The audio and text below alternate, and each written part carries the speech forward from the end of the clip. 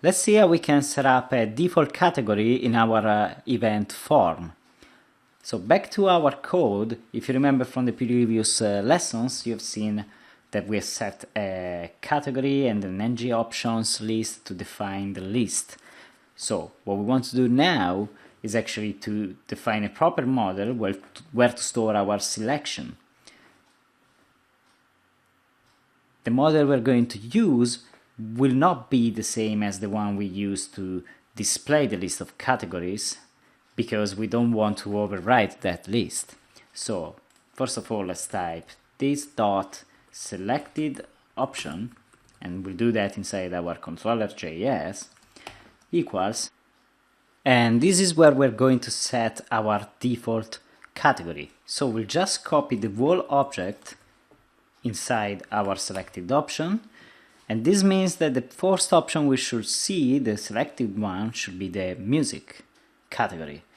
The reason why is because Angular will actually compare the model, the existing model that we didn't set yet, but this will be eventctl dot selected option, and Angular will initialize the value inside our select to be the one in our model.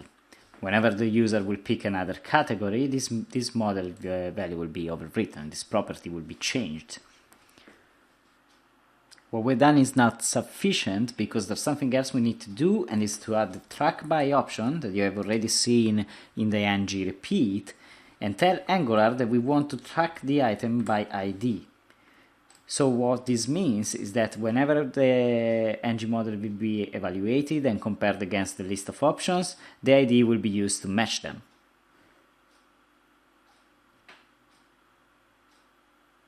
And the last thing we have to do is to remove the has category name, because we no longer need that.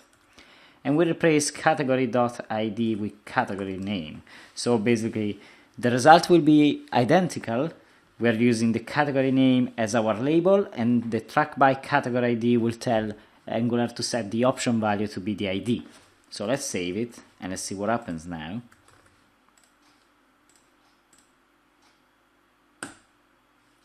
Everything seems to be working fine. Let's try to select another category, cinema.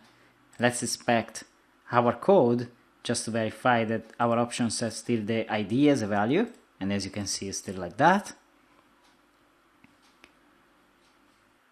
And well guys, what do you think? Should we test our changes to see if the event is still being displayed properly on our right side of the screen? Let's create one event, which is Angular Bootcamp. Description will be an interesting bootcamp. Date 2010. We'll come back to dates later on. Location Dublin. Our category can be special. No need for an email. So let's submit, and whoops, our category is not being displayed. And there's a specific reason why this is not happening. So back to our code, let's scroll down to our select, scroll up. What we set as being our model is the event controller alias and the selected option property, but all the other fields are part of the event form itself, and what we're going to submit is the actual event form. So in our submit form function, we're calling directly create event, but we're not passing the category, right?